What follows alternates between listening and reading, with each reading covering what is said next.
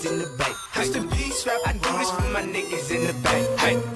I do this for my niggas in the bay. Rest in peace, rap. I do this for my niggas in the bay. Hey. I do this for my niggas in the bay. Rest in peace, rap. I do this for my niggas in the bay. Hey. I do this for my niggas in the bay. Rest in peace, rap. I do this for my niggas in the bay. Say good Dre, Ghost ride on the way. Say hey Dre, Ghost ride on the way. Say hey Dre, Ghost ride on the way. Say hey Dre, Ghost ride on the way. Say hey Dre, go stupid. Say hey Dre, go stupid. Say hey Dre, go stupid. Say hey Dre, go stupid.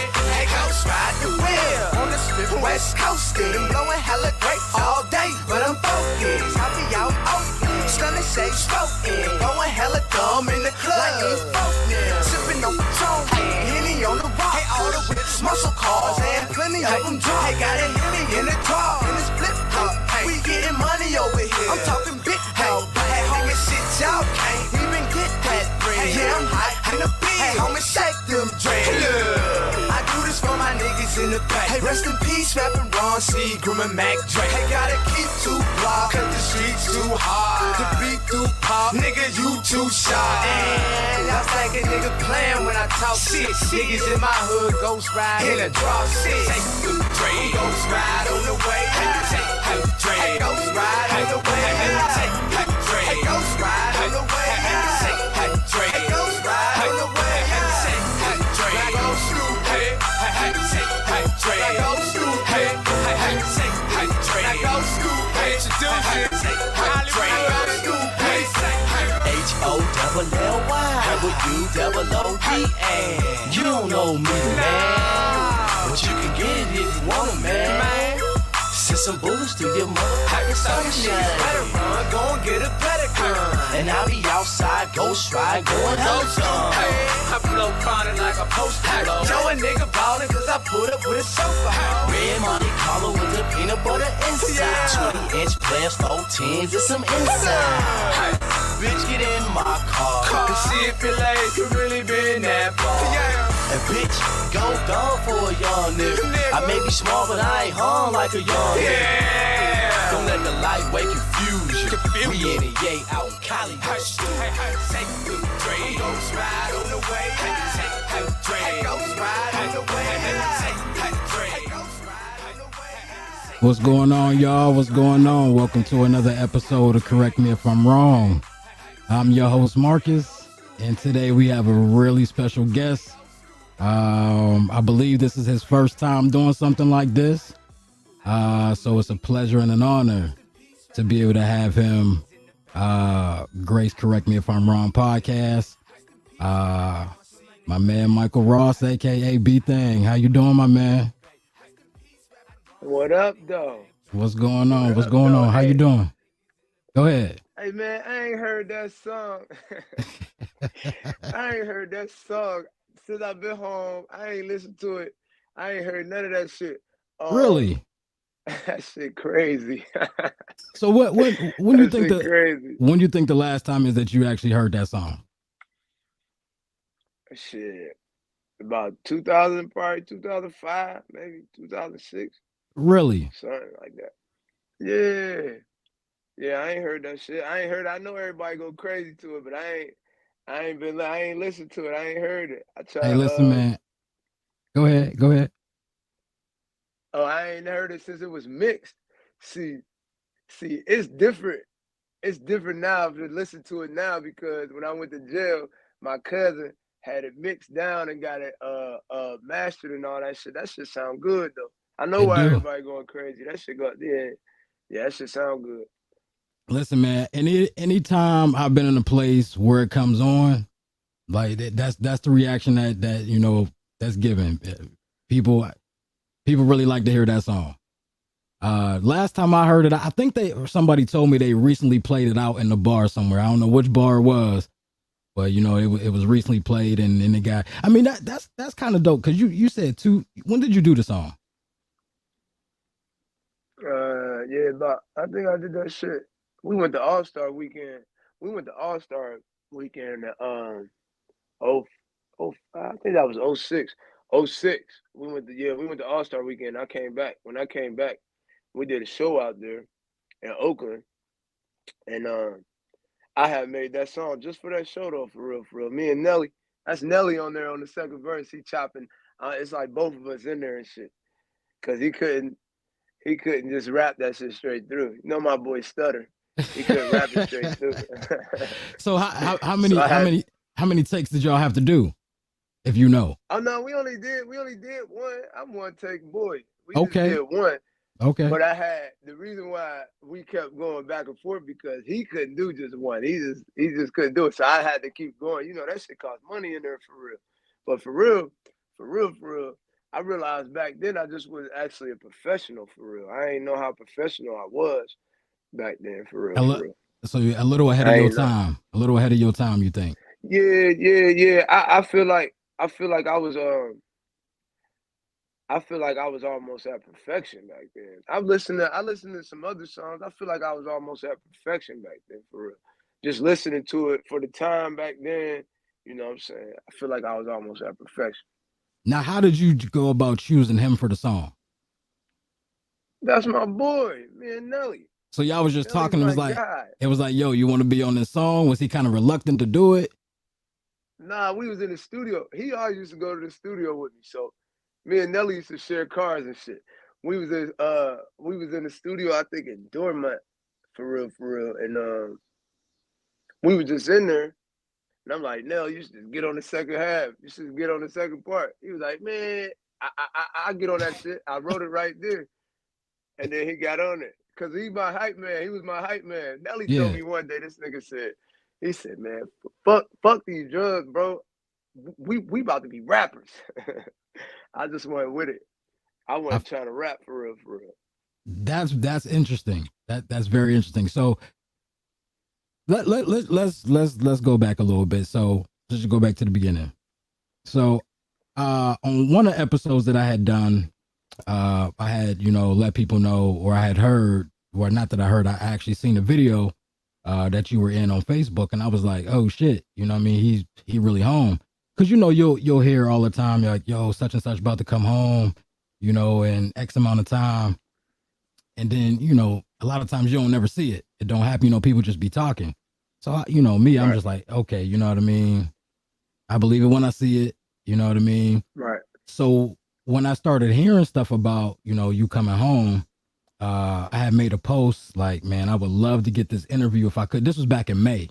I made a post with one of your songs on it. What was the song? Shit. Damn, it slipped my mind right now. But I had used one of your songs on there. Oh, Hideout. That is my favorite. That's my favorite by you. So I had played that song in the background in my correct me if I'm wrong logo. And I was basically just saying, I would love to get this interview. If he ever come, if he do come home, I think it would be great to have him on the show. So then a few months later, I think it was maybe July, beginning of July, something like that, somewhere around that area. I saw, I think it was your brother that had went live, or he had a video out. And I saw you in the video. So I was like, shit, okay, he's really home. So I had reached out to your brother because I have recently become Facebook friends with him over the last few months. So I reached out to him and I was like, hey, man, I really love to have your brother on the show to interview him. And he was like, all right, that's cool. Bet I let him know. So, a couple of weeks went by. I didn't hear nothing. I'm not trying to press nobody about nothing like that. So then I saw that you had Facebook and I was like, shit, all right, I'm going to send him a friend request. You accept it. I sent you an inbox, let you know like, hey man, this is what I'm trying to do. I'd like to have you on the show. And, you were really receptive of it. I wasn't sure what kind of response I was going to get. Again, I don't know you personally. We've never met formally. But on one of my shows, I was telling my audience and the person I had on the show, my first experience with you was I had moved back to Aliquippa from DC in December of 1991. So I started school beginning in 92. That's when I started school. I went to Hopewell. So, I get on the bus, Mount Vernon guys got on the bus first. Then they come up Monaco Road. I get on the bus. And I really don't know nobody. So, the new dude, he sits in the front of the bus, and, all of my Vernon guys and girls, y'all was all in the back of the bus. But one thing I do remember is I remember you rapping all of the time. Just all of the time rapping. At the time, nobody's thinking nothing of it. You hearing songs on the radio. One song in particular I remember you rapping was "I'ma Knock You Out" by LL Cool J. But I think you was using. I think you was. I think you was remixing it, and I think you was using your own lyrics. You know what I mean? I believe. I'm not 100% sure, but that was the first. My brother know that shit. My brother know that. I'm trying to think if I remember what we used to say. So that was my first. What we used to say. Yeah, but that was my first experience. You know what I mean? Being around you at that point in time, and like I said, just always hearing you rap. That's all I would hear you do. Now you didn't play sports or anything early age, or did you play? Nah. Okay, you weren't really. I was sorry. Yeah, okay. I was sorry. But your brother played. Your brother was pretty. He was pretty good at football. I don't think he hooped, but he was pretty good at football. Was hard. Weezy was hard. He ran track. Yeah. Hard at everything. Yeah. Weezy was hard. Weezy a Dorset. Weezy a Dorset. I wasn't a Dorset. Now that's something Dorset. I ain't got them J's. Of course, all of the people in Aliquippa, we know. But the people who are going to be listening to this and don't know you, this is their first introduction to you. Tony Dorsett is your uncle, Hall of Famer, Dallas Cowboy, former Pitt player. Also another Hopewell High School alumni. Shout out to HHS. Right. But people now, do you have a relationship with him, or did you have a relationship with him or his son or anything like that? Nigga, that's my uncle. But listen, I'm just. Yeah, I mean, that's my uncle. Okay, some people, they be family and they really don't speak to each other. It be, you know how it go. Nah, our family ain't really like that though. Okay. We don't really everybody deal with everybody to some extent. You know what I'm saying? Well, that's cool. That's good. To some extent. That's good. So I grew up with him. I grew up knowing him. I ain't know his son though. I met his son when I started making music. His son, the reason why I started making music for real. Him and my other cousin Ali. They the reason why I really, really, really started making music. See what you talking about? Way back in the day, I used to think I was Chris Cross back in the day. Okay. Yeah, that's what we used to do. So me and my brother started making music. Started not making music, but just rapping because we used to want to wear our clothes backwards and wear the same clothes that Chris Cross was wearing. Right. So that's what we used to do. But I still do that same shit. You know that? I take songs and remix them with my own shit, but on some funny shit. Cause everything I be doing be like parody. So everything I be doing with other people's songs, I don't never bite nobody. I just use their songs I just take what they said and just make it funny, and just that'll be like my little shit. And nah. But you've always had the gift. That was. You've always had the gift to be able to put words together like that. I just found that out when I was in jail. Right before I came home, Too Sweet told me. He told me, I forgot what he said it's called, because Too Sweet smart than a motherfucker. He told me something. He said I was something, and I didn't even realize. I went and looked it up. I'm going to ask him next time he called me. He told me I was something with the words, but not just a wordsmith. It's something totally different. And I went and looked it up. And I'm telling you, this nigga, he a genius. So the shit that he when he said it, I went and looked it up. I said, damn, that makes sense. It made a lot of sense. I didn't even realize that I was so good with words, for real. I just do it. That's so hard to believe, because all of the music that I've listened to from you, it would just seem like you knew what you was doing, and that you were good at this. Like, this is what you was put here to do. I mean, I know that now. I feel like God gave me a gift. Sometimes I can feel him when I'm like writing. I could feel that shit like so far in me, like, God damn, how am I even doing this? I feel like I be possessed sometimes, for real. But seriously. But yeah, I never even sat back and really even thought about that. Thought about the fact that my songs go together so well, like every bar just go together so well. But at the same time, I always took criticism. Like, I always did. It's like I always was able to sit back, like somebody would tell, like, for instance, I got caught with a pistol back in I think it was like 2002, coming out of Dallas. I got caught with a pistol. It was in my hoodie. So I was coming out, I went to jail. So I go to jail. When I'm in jail, I ran into smeared all these niggas. They went and bombed me out on some weird shit. They in there with all this bread. But long story short, I go upstairs. So when I'm upstairs, I'm cellies with this nigga that make music. So he older though. So I'm like, damn, I be rapping too and shit. So he like, yeah. So we in the cell, we going back and forth. And when I got done, he was like, yo, that shit cool, but every bar don't go. I'm like, what you mean? He said, you would be going hard and then you would just fall off for like 2 bars. And I ain't take it personal. I'm like, damn, I just took a look at it. Like, is this a real thing? So since then, from that point forward, I just always made sure I tried to make everything just what you want to say, everything just to burn it in perpetuity, like everything. Like I feel like I just try to keep just going and going and going, even still till now and shit. Like just to have everything going. And you know, you will hear somebody say like, you know what I'm saying, you need to take criticism from other people, you know what I'm saying, to be able to take it. I could do that. But at the same time, I feel like I got to the point where I know when it's trash. On the other end of that is, I was listening to this nigga Dirk say, when he be in the studio, you know what I'm saying, when he make music and his boys in there, if them niggas don't like it, he don't like it either. And I be feeling the same way. When I was in jail, that's how I was. Every celly I had, like I let them niggas always have input on my shit. Like if they ain't like it, then I was like, all right, cool. Sometimes I was like, nah, you don't know what you're talking about. Cause it might be a love song, you know what I'm saying? It might be some game, you know what I'm saying? It might just be some political shit. It could be some, you know what I'm saying, some free game for real, for young niggas out there.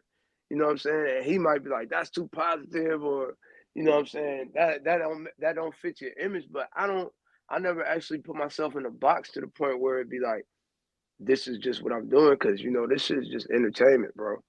That's Right. all this shit is. So I mean, because you are pretty versatile. You know what I mean, when with your music. You know, it's not Yeah, everything ain't hard, and you know what I mean, kind of, you know, gangster rap type stuff, like your song Lovesick. right. Was that really about somebody, or did you just kind of put that together? It was about 2 girls. It was Interesting. about it was about 2 girls. Now, did And they they did they know that? I don't know if I told one it was about her and told the other one it was about her, but it was about 2 girls. I feel like they knew. Cause some of it you'd be like, oh, I was with both of them at the same time, for real, for real. That's for real. You know, that's an interesting thing because, you know, on social media, and I know you just now getting acclimated to social media and all of that, but you know, Yeah. I just seen a post about you know, men, we want 2 women, but as a woman, if I want 2 niggas, I'm a hoe. You know what I'm saying? So how do you feel about that? You know what I'm saying? Because things have definitely changed since I you've don't been really you think you think it's I okay? don't think I don't You, you think it's the I same? don't ju- Women, I don't actually judge. I feel like it depends on how she carrying it. okay. It depends on how she carrying it. Like how she carrying it. Like I look at it like when we used to have conversations about girls, like just say for instance Kim Kardashian or Rihanna. I never looked at Rihanna like, oh, they said she fucked all these girls. I looked at it, I mean all these dudes. I'm looking at it like she got fucked by all these dudes. I don't think she got fucked. I think she fucked all them. Like I look at it as she a boss. She was like, look, I'm getting down. Like this is what it is. This is what I want to do. You know what I'm saying? But it's still all about how you carrying it. I don't really judge. Okay, so I let me love ask girls, man. I don't really judge. let me ask you this. You got a girl and you got a side Do I got a piece. girl? No. I'm saying this is the Uh-huh. scenario. So you have a girlfriend, but you got a side chick too. Is it okay for your girlfriend to have a side dude? Would I fly? Would I fly So with you? no, my girl can't have another nigga. What are you talking about? But that's what we be saying. On the other hand of that, on the other side of this is this though, and I mean this with all of my heart. If when I was a kid, I didn't understand this shit. And for any young nigga that's listening to this shit right now, you gotta know it's gonna come a time where you're gonna look back and say, damn, she really loved me. I fucked that up. So now, and where I'm at right now, if I call you, if I say she my girl, she my girl. Like she like family. Like I'm gonna introduce her to everybody in my family, and she gonna be one of us. I look at that shit now like you gonna tell your girl, you gonna tell your girl this. I love you. You mine. We gonna be together. You know, a girl really just want loyalty at the end of the day. Like she want to know that that dick is just hers. You ain't giving this shit up to nobody else. It's hers. She'll do everything for you. Everything for you. Now, mind you would tell her all this shit. I love you. Have her trick confused and all this shit, and then backdoor and go fuck on something else. I didn't understand this shit. You a backdoor, go fuck on something else. You know what I'm saying? Be cheating on her with her homegirls and doing all this wild shit, right? But you would tell this nigga, he your man, I love you to death. I love you. You my boy. We gonna die out. This, that, and the third. I die for you. Same shit you tell a girly, right? But you gonna backdoor and rob your man. Like you ain't gonna do none of that. You ain't gonna motherfucking if you broke, you ain't gonna be like, oh shit, I'm about to rob my boy. It's over. That's the part that you crossed them at. So the worst way to get out on a girl is to break that trust and loyalty with her. The worst way to get out on your nigga is just to rob him and backdoor him, or do whatever street shit you want to do to him. But you won't do that to him, but you would do that to her. And I just didn't. When that added up in my brain, I said that don't even make no sense. How can I tell her I love her and I do this to her, but I tell him I love him and I won't do this shit to him that I know for sure is a non-comebackable offense, but I did it to her. Well, It see, don't make sense to me no more. and that So I've never actually heard it put in that type of way before. You know what I'm saying? But I can dig it. But a lot of people feel like or it's been done when a man cheats on his woman, she may stay around. You know what I'm saying? Now, if you rob your man, he probably done with you. but this is the other part. This is the other part with that whole shit. I'll look at it like, if you rob your man, all right, cool, he probably done with you, right? But you backdoor girly and you know that these are all feelings involved in all this shit. So, you know what I'm saying? It just don't add up to me. That's the only thing I can really say. Of course, she might not go nowhere because the vulnerability of the whole situation, you know what I'm saying? Or, you know what I'm saying, they might have kids or whatever. But I tell all my nieces and my goddaughter the same shit. If a nigga cheat on you, the moment he cheat on you, that's like your best friend stealing from your mom's purse. Like you ain't gonna be friends with her no more. So why would you be friends with him? Y'all still friends. At the end of the day, this shit should be friends. Like we are friends. Me and her, me and my girl, we are friends first. Like we gotta be friends. So if I do some shit to you to cross you as a friend, why would you be my friend anymore? It just don't make sense. And that's what I tell them. And I That's wish I it. knew that shit. So now for you to get into a relationship, whenever you do, you are a loyal guy. There ain't none of that fucking around shit. This is my shorty and this is who I'm rocking with. Oh yeah, yeah, yeah. Oh yeah, yeah, yeah. That's good Yeah, to hear. yeah. That's good to hear. That is. Oh You yeah. know, sometimes I envy that. Like, damn, you know what I'm saying? I wish I hadn't have done X, Y, and Z. And then sometimes I'm like, yo, I don't give a fuck. You know, it is what it is. But Yeah, so go but ahead. I just want to say, yeah, but nigga, I've been away from girls for 17 years, 8 months and 19 days. Oh shit, we lost him. Let me see if I can get him back. Here, okay, he coming back in. Nah, you good. You good. I said the girl that I crossed, she rode for like 8 years. There was no reason, like for 8 years. And one day she just got fed up and was like, I wasn't even your girl. I'm riding and I wasn't even your girl. And I just right there, everything just changed in my brain. Hmm. It just all changed. Now, do you still have a pretty decent relationship with her? Like y'all cool? I mean, we cordial, but she got a nigga, and I want to see her happy. I don't want to see her. I'm not trying to dig into none of that shit. You know what I'm saying? I feel that. I want to see her happy. She got a I, man. I feel that. That's what's up. So Yeah, now I just want to back up a little bit. Your name is Michael Ross. right. You're a junior, correct? No, You're not a junior. nah, but my Oh, dad name is Mike though. okay, different But no, middle I ain't names. no junior. Okay, Yeah, yeah, okay. for sure. Um, now how did you get the nickname B Thang? Eh, I swear it's so much shit, but it's so much shit. My name been B things since I was a baby, but my mama tell you. That's what my mama tell you. It's because I got a big dick, right? So they was calling me B thing. You see what I'm saying? When Holy I was a shit! kid. Hey yo, you wanna look forward past all this? Why my nephew Don? We was calling Don the same shit when he was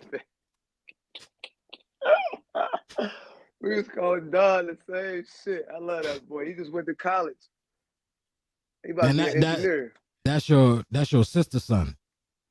Yeah, Okay, only son. right. Yep. I don't know him. I never met him. I know he was he wrestled though. I heard he was pretty good at wrestling. Yeah, he a good kid. He a good Yeah. kid. That's cool. So that's the Yeah, I whole ain't get my thing. name from the streets. Okay. My I mean, mama named me this shit. I figured that because as a kid, like I said, when my first introduction to you, that's what people was calling you. You know what I'm saying? Yeah, At the yeah, time, yeah, yeah.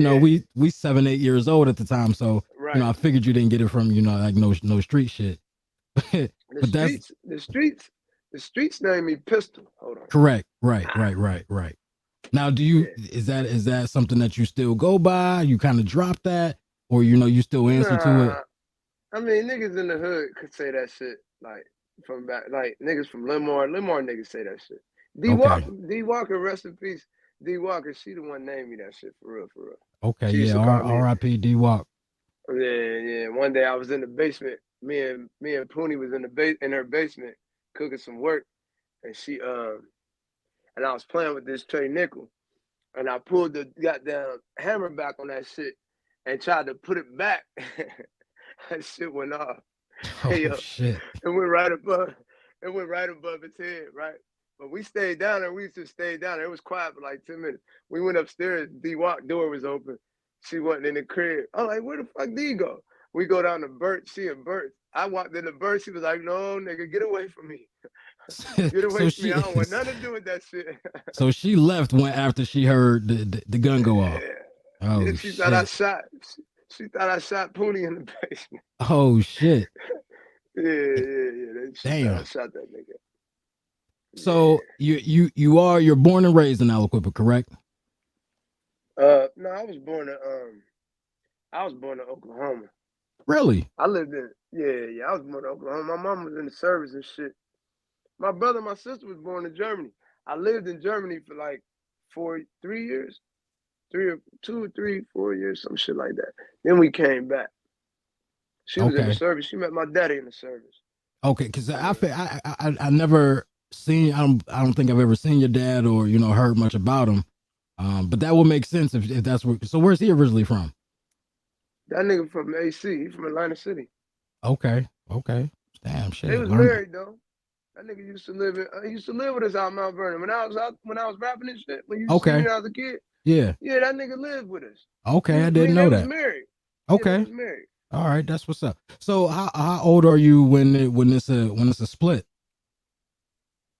Um, I don't know, but you want to know what this nigga did? We was at tiny house down B-Ville, Josh Lay mama and shit. So Josh like our cousin for real. Ray and all them and shit. Yeah. So my daddy smoking crack. My mama and all our homegirls hustle. So she was over this tiny house and shit. So you can put all that together. But this nigga called me outside, told me I was the man of the house now, right? And said, you know what I'm saying, you gotta take care of your mama. I'm gonna see you around and shit, right? So all right, cool. So I went to get a haircut on the hill, like no bullshit. Davis Street used to be smacking when we was kids, bro. Like everything up there was just lit. Like Yeah, Curitons, Waxing Cuffies. Davis. Waxing Davis, yeah. Oh my goodness, the whole little drop used to be just lit all the way down to Ebenezer. That shit used to be lit. So I used to go get my hair cut next to Cuffies at this woman used to cut hair. I know niggas know her too that listen to this. She used to cut hair. Anyway, I cut through the alleyway and I came through the back of Cuffies and I see my dad back there smoking crack, bro. Last time I seen that nigga. That was the last time you seen him? Yep. Even time I seen that nigga. Even to this day. Yeah. Last time I seen that nigga. And so at the time you knew what he was doing, correct? No, I ain't know. I ain't really know what he was doing at that time. I ain't know. I looked back on it later on, like, cause I still could see him just back there, him and like 3 other people, you know what I'm saying? And I see him hitting that shit. I like, damn. I look back on it now, like, damn, this nigga was getting fried. I said, Dad. He said, go ahead. Go ahead. That's crazy, isn't it? So how did you feel, or did you know how to feel when he tells you, hey, you know, you the man in the house now, I need you to take care of your mom? Like, what was your reaction to that? Shit, I felt like I was a beast. He just gave me the keys to the car, goddamn. I said, yeah, it's on me now. That's what I was thinking. He was like, yeah, it's on you. I was like, yeah, it's on me. And I went to the crib, right? And it was like summertime, like 4th of July. And I took these 2 sprinklers. What's that they call sprinklers? The firecrackers, the sprinklers. They be going off and shit. Yeah. And put the sparklers. Yeah, sparklers. Yeah. And I was talking shit to my mom, and I went downstairs and stuck them shit to the socket on the wall. Oh shit. That shit blew the whole crib up. Yeah, I was about to say you about to catch that whole shit on fire. Oh my god. That shit was crazy. Holy shit. Yeah, so she beat the fuck off me. Rightfully so. Yeah. So because you bounced around a little bit. Like I said, I know you went to Hopewell for a minute. Did you? How long did you go to Hopewell? Miss Householder. I think I went to 2nd grade for real. That was my Miss Householder was my, what was that, first or second grade? Teacher? Yeah, I had her too. 2nd grade. Yeah. I had Miss Householder. That's the last teacher. Okay. That's the last teacher I had. And then I remember you went to Center for a little bit. Yeah, I lived with my G-Rays on University. Okay. I went to Center till about 7th grade. Well, I flunked 7th grade. Me too. That's crazy. And then I went to Aliquippa. And everything was so easy. Hey, yo, bro, I went to Aliquippa from Center. Swear to God, everything was so easy, bro. I got straight A's. I used to love school. Like, literally, like, damn, I'm smarter than everybody. That's what I should be thinking. Like, damn, because, you know, I ain't really play no sports. So I'm like, fuck it, I'm just smarter than everybody. You know what I'm saying? I go to school every day. I'm smarter. Every nigga, I'm smarter than all y'all. That's what I used to be thinking in my mind. I ain't saying that's interesting. I ain't get in trouble. Yeah. That's real interesting for real. So you went to Center to about 7th grade, and then after that, that's when you come back to or you go to Aliquippa with 8th grade, 9th grade. No, I went to Aliquippa in 7th grade, but it was 8th grade. Okay. Remember 7th grade, so I went to Aliquippa. I was already living in Aliquippa though. Right. We've been living in Aliquippa since like I was living on Limor. I moved on Limor in '93. Yeah, okay. My mom got out the pen in '93. We moved to Limor. I lived on Limor and went to Aliquippa school. I mean, went to Center. So you was going to Center while you were living up Limor? Yeah. I was still going to Center. Okay. That's how I ended up flunking 7th grade. Yeah, 7th grade was a bitch for me too. I failed 7th grade. I shouldn't have. You know, at the end of the year, my teachers was like, "Listen, if you just do your homework for these last 2 weeks, we'll pass you." And I was like, yeah, man. And I was like, yeah, fuck it. I don't give a fuck. You know what I'm saying? You ain't do it either. Nah, I still didn't do it.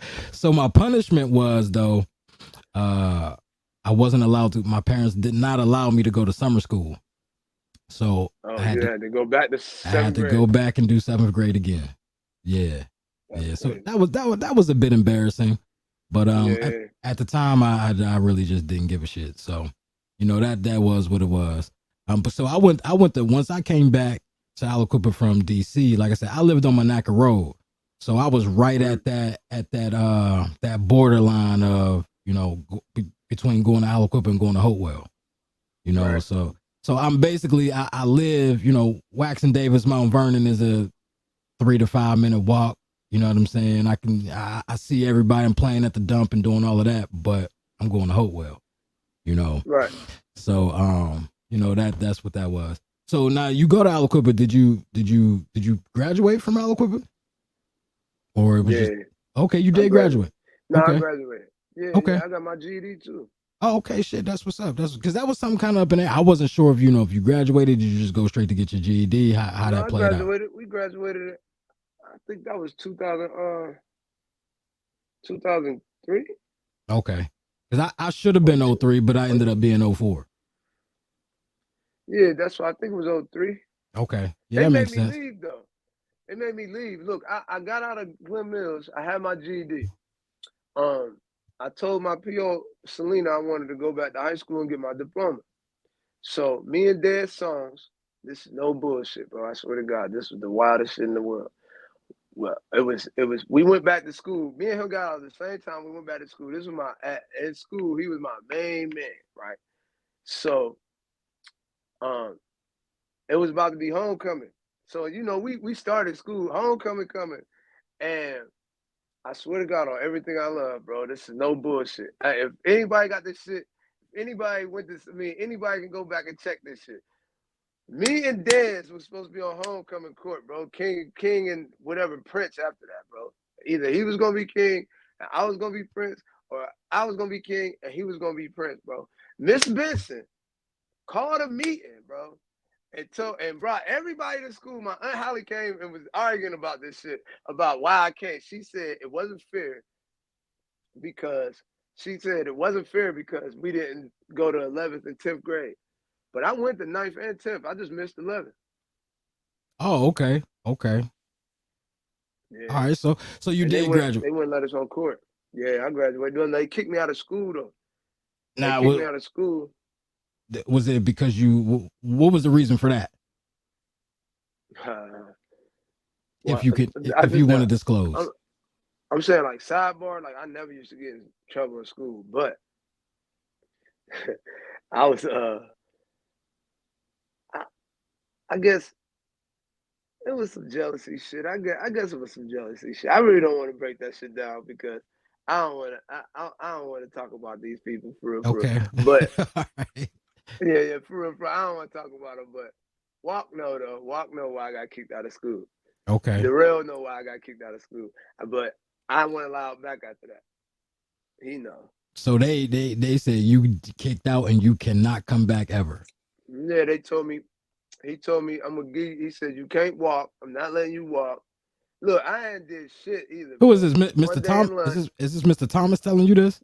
Oh, yeah, ain't that the Okay. black ass tall one with the bald head? Yeah. Yeah. He the one that did that shit. Told me I couldn't come back and shit. I wasn't getting in no trouble.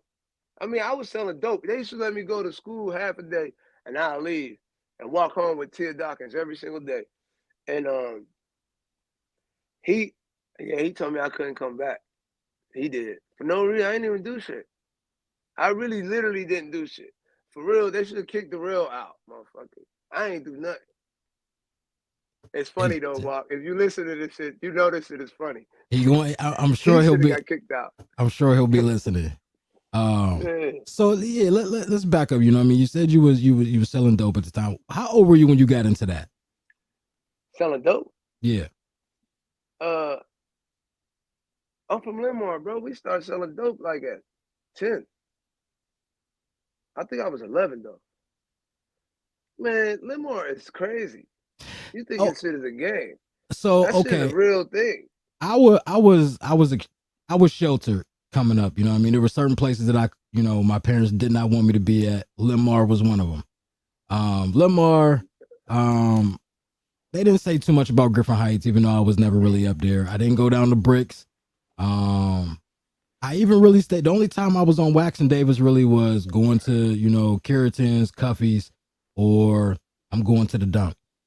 That was pretty much it. And most of the times when I was going to the dump, I walked down Mount Vernon, walk down the back path, end up back, you know, behind church and around, and then Yeah. walk up. You know what I'm saying? So that would be most of the time the way that I would go. Right. But for the most part, you know what I mean, I'm out Mount Vernon. That was pretty much where I'm at growing up. You know, me, Trey, R.I.P. to Trey. Trey Alan. died? Yeah, he got in a car accident back in April. Yeah. Damn. I didn't Yeah. know that. Yeah, he got into a car accident. I think he died at the hospital. Rumors, but I don't know how true it is. They said he had a seizure. Again, I don't know how true this is, but they said he had a seizure and crossed into the other lane and hit a truck head on. Damn, So, that's yeah. That's effed up. So I think that was like April 15th, somewhere around that time. Yeah, so you know that you know that's a childhood friend, a sandbox friend, you know what I mean? So you know that hurt. That hurt. But yeah, me, Trey, Alan, and I don't know if you remember Brian Samuel, not the one that did that shit to his parents, the other one. But I remember that one. I remember Alan though. Okay, yeah, shout out to my man Alan. Yeah. But Alan Avery. yeah, for sure. So yeah, that's pretty much where you know I spent my time. So I was kind of a late bloomer when it came to Limar. Like, my best friend was Bobby Smith. You know what I mean?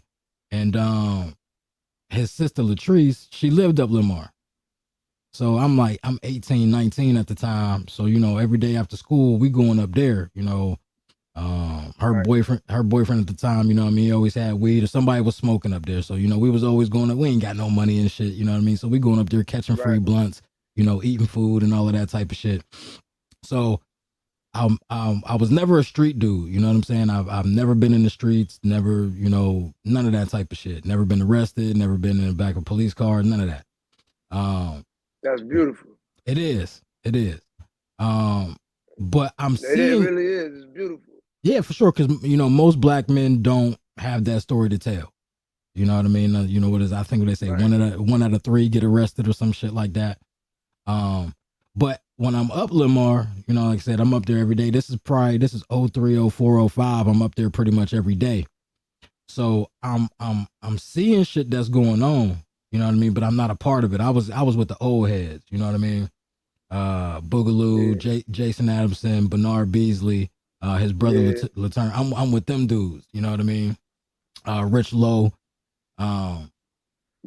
So, but I'm seeing this shit and I'm like, yo, it's like a whole different fucking world up here than it is from everywhere else in Aliquippa. You know what I mean?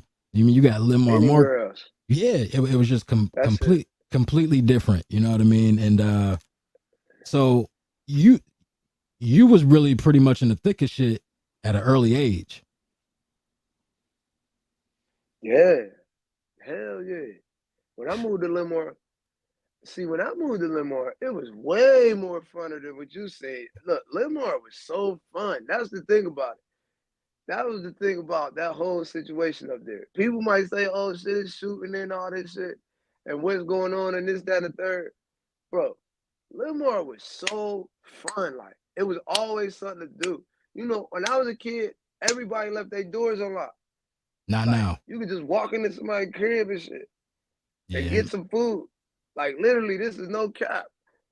Like, that shit was so fun up there. It was so fun up there. But so it always was thugging up there, though. Everybody was always thugging. Everybody. At the same time, it was one of them situations like, if you lived up there and your mama was taking in her groceries, like, we are all helping. You know what I'm saying? So it was kind of like a kind of like a family type of deal up there. For sure. Limar, yeah, for sure. So hell yeah, it was like it was always there. It's always been like that. So now, you know, just to fast forward, you know, a little bit. Now you're a little older. You're probably, you know, in your teenage years. Right. When did how do I say it? because we don't have to get too much into it, but the beef with Lamar and Griffin Heights. Mm-hmm. When did that really pop off for you, or was that something that was going on? Like that was always kind of going on. No, it wasn't. Crazy as we like the beginning of it. Ain't that wild? We was like It the is. beginning of that shit. No, it wasn't always going on. It's wild because now you look back on it and be like, I asked somebody who knows for sure what that shit was over, and all that beef started over some pussy. You know, all wars basically start over girls. Correct. I didn't understand that shit. Right. Even But to we've this been day, feuding. it's a lot of dudes who get Yeah, killed behind women. yeah, yeah. That shit is a real thing. That shit was all over some pussy, for real, for real. So And niggas died, so it had to keep going, for real. But we was young though. We was like fighting niggas and getting into it with niggas that was like 5 years older than us, 4 years older than us. You know, when you fucking 13 and a nigga is 18, bro, like that shit is different. That's a yeah, whole different animal. Know what I'm that's a saying? you fighting a grown ass man. Yeah, so that's why we start picking up pistols. That's why they call me pistol. I'm picking up a ratchet, bro. I'm lighting the ass. You're not about to keep fucking me up all the time. I ain't with that shit. So basically, that's what was going on. Like it was a situation of like, yo, I'm tired of these grown ass men putting their hands on me. Yeah, man, we used to fuck them up too, though. Don't get it. We used to Right, get right. down on them. But yep. That's how it all started. One day this nigga Nashe came and got us. It was like them niggas in the barbershop. That shit was the wildest day ever of my life. It was so crazy. I So wonder if Nas even remember this shit. That's it. so he Cause tells Nas was y'all. a He come and tell y'all like, yo, they in the barbershop, and then so like, what we talking about Burt's, right? nah.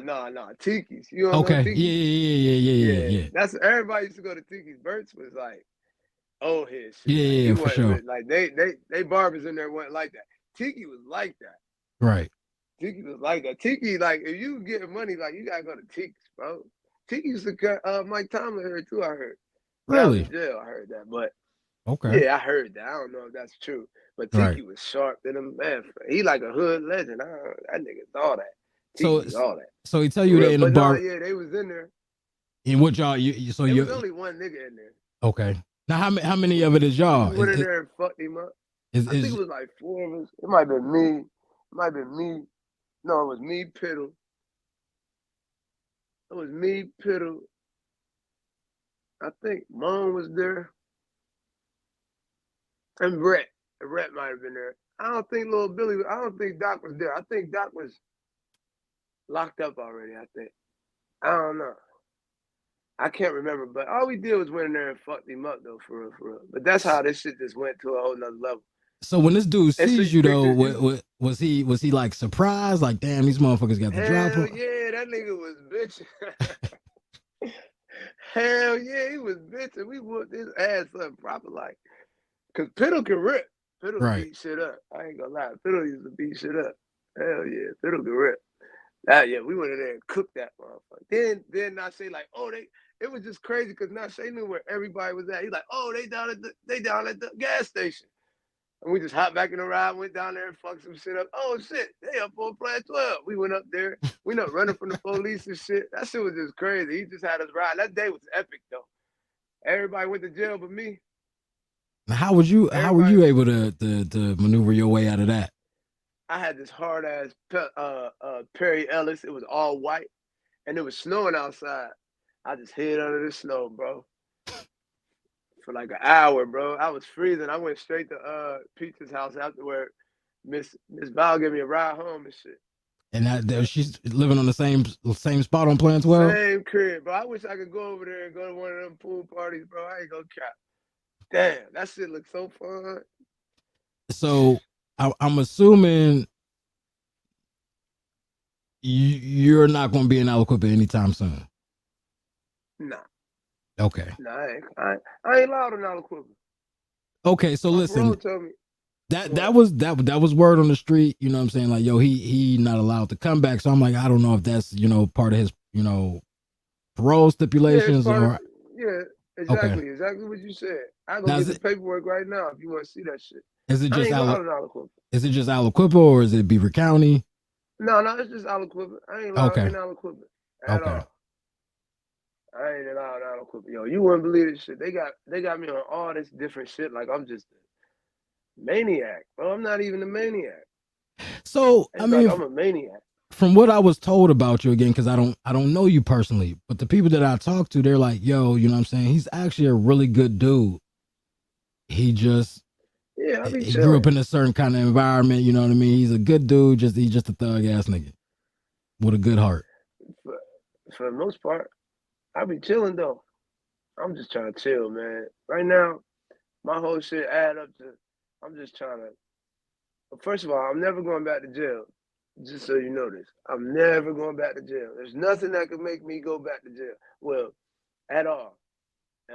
That's first and foremost. That shit. Oh no, that's why I said you blessed, bro. I told my little cousin, my godson, and all them, man. That shit not it, bro. For real, Yeah, it's not it, bro. I credit my parents for that. You know what I mean? My parents kept me on the straight and narrow. Honestly, the decision to keep me in Hopewell, because my brother left. My brother left his freshman year and went to Aliquippa, sports related. So, I'm like, man, hell yeah, I thought I was going too. You know what I mean? And I wanted to go for the Yeah, for the girls. You know what I mean? That's why I wanted to go. yeah, I wanted to go straight for the girls. I ain't really give a fuck about hooping or none of that type of shit. I want to go for the girls. So, right, right. they enrolling my brother, in Aliquippa, and I'm telling, my friends in Hopewell, like, yo, this is my last day. I ain't coming back, blah, blah, blah, blah, blah, blah. Telling my teachers, like, yo, it was good knowing y'all. And my parents, like, yeah, you ain't going. I was like, I was so hurt. I was so motherfucking hurt. But it was probably the best decision for me not to go. Not that I was a bad kid or anything like that, but I probably would have gotten into a certain kind of crowd that I probably shouldn't have been into, you know what I mean? But so I credit my parents for keeping me on the straight and narrow. And, the core group of friends that I had, everybody was into sports. Nobody was smoking, drinking, or none, no type of shit like that. Oh yeah, You know what I mean? yeah, So, yeah. when you hanging with certain people and they not doing things, you probably not going to do those things also. Right. So, and Yeah, then as I, you know the saying. yeah, and so as I got older, you know what I mean? I just did, everything I could do. I mean, when I look back at it, it was like, damn, I probably could have gotten a lot of trouble for doing this shit. I didn't get caught, like nothing too crazy. But, yeah, I was just able to kind of stay away from certain shit that didn't put me in certain situations. So yeah, man. But yeah, I definitely credit my parents for that a lot, especially my dad. So yeah, that's how that went. So, you know, like you said the beef pretty much kept going. Now I remember, I think it was like '05, and it just seemed like that was like the height of the shit. Like it was just, I'm like, Oh five. yo, yeah, I'm like, yo, what the fuck is going on out here, man? Like this shit is motherfucking insane. This shit crazy as hell. And then I think it was another time that I seen you. Um, what was that club in West Virginia? What was it? The Coliseum. Coliseum. Yeah, I think I seen you and somebody else down at the Coliseum. Y'all was just kind of sit back. By this time though, I think that you had already had some music out. You know what I mean? So it That was part like that part was me and Pooney. I used to do I everything with believe Low. so. I believe so. I believe so. So That was my best friend for a little run. That was my fucking man. okay. Now, are y'all still keep in touch at all, or Uh not too much? nah. Okay. We don't talk no more. Okay. I'm trying I'm trying I'm trying to move forward from all that shit, man. I feel you. I So don't feel let like all that shit is conducive to growth yeah, no yeah. more. I mean, He shit. doing the same shit. He just went right back to jail. The nigga came home from the feds, ran it back up and went back to jail. I'm not doing that shit. Like my whole point is never go back to jail. Take care of my family. Be free. That shit not it. I don't want to be around nobody that just want to do dumbass shit. Like, you just doing dumbass shit. We did that shit when we was kids. You don't have enough of it. All this shit you just want to fuck on bad little bitches and shit. Bro, if you get a job and run your money up with a job, guess what? You're gonna be free, and all the niggas that's fucking on them pretty little bitches is gonna go to jail. And you could just pick up where they left off at. What the fuck? I mean, that's true. And then with a 9 to 5, you're not looking over your shoulder. You know what I mean? Exactly. You ain't really got too much to worry about. So I got a job right now. how you like now? Great too. Now, I'm a carpenter. Before this, have you ever had a job? Mm-hmm. Have you ever had a? I ain't never had a job in my life. Well. When I got out of jail, when this music shit was about to start, I went to jail in 2005. I had to turn myself in. Me and little Billy got caught down B building with me and Doc got caught down B building with some work and some pistols and some weed. I bonded out the next day, $50,000 bond. I came and bonded Doc out the next day after that, $50,000 bond. I was broke. We went and did because all the work they found in there was his. So we went and did all this shit. Long story short, he ended up going back to jail. I go on a run. I stayed out. I took care of his baby mama and all them and made sure his shit was all good while he was in jail. I paid for the lawyer. I got all that shit done. The nigga ended up getting time served and shit. He come home, I got to turn myself in, do 6 months. When I did the 6 months, when I came home from the 6 months, when I was in jail, because I started making music during that time is when I started making music. When I was about to come home, my cousin was telling me, like, yo, when you come home, you're going to get a job. We're going to make this music shit pop. I'm like, get a job, bro. He's like, yeah, you're going to get a job. And everybody in the hood just going to give you $100 every week. So mind you, it's like 15, 16 young niggas in the hood, everybody hustling. Like, everybody going to give you everywhere between $100 and $200. All right, cool. So when I come home, this shit was working for like 2 months. I had a little job. I didn't used to have to do nothing. I was with Tuffy and Brickhead. I just go get lunch. They had all these Mexicans and shit there. Them niggas was working for lunch. I go get lunch, be sitting around writing music and shit. And I guess if you want to say I had a job, that was the only job I ever had right there. I was doing that. I did that for like 2 months and shit. So your whole life before this job you have now, you probably worked for a good solid 2 months. Yeah, yep. And now now you fuck with it. You know what I mean? You enjoy having a job. Yeah, it's rewarding. It's I guess and I guess if it's gonna keep you, free, no, it don't really got nothing to do with that. I'm not going back to jail anyway, Marcus. That shit over. I'm saying, I feel like we all put on earth to work. Like, everything you look at is here to work. And when you in jail, you hear dumbass niggas say shit like, I ain't working for nobody else. I'm not going home and get a job. I'm not working for nobody else. But I never looked at it that way, because I don't look at it as me working for somebody else, because the money come to me. Now, what I want to do with the money, that's what really counts. The money comes to me. I'm not working for nobody else. I'm working for me. Now, if you looking at it like, damn, I go to work, I get paid, and then I come home and get my check to my girl, she take care of the crib and all that shit. Really, you working for your house. Cool, that's a whole nother story. But what I'm saying is the money coming to you. I ain't never look at it that way. And I'm an opportunist, bro. I'm gonna do what I gotta do to get where I need to get to. Like, in general. I ain't no lazy nigga. That's what I really learned in jail. That drug dealing lifestyle is just lazy. You ain't gotta do shit. It's lazy.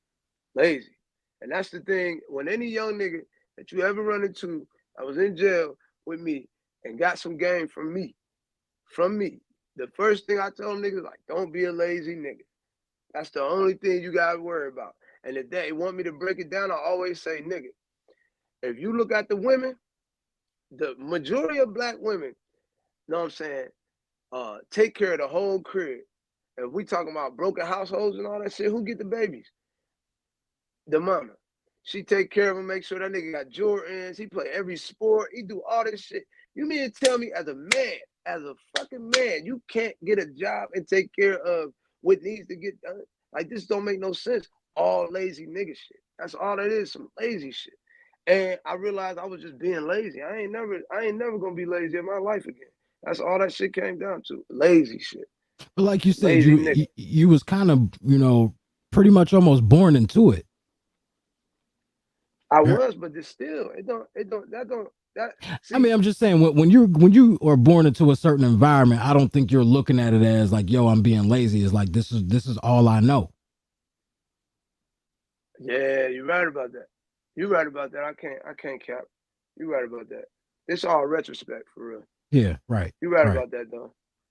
I never thought about it that way. I wanna, nigga, you asked my cousin wife. One day she came in the crib, I had 40 grand on the table, counting it.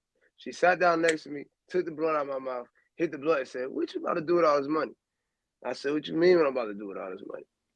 She said, "You ain't like, what you gonna do with the rest of your life?" I said, "What you mean? I'm gonna sell drugs and die." She said, "Oh my God, you are crazy." I said, "That's it. That's all I want to do. All I want to do is sell drugs." That was the dumbest shit ever.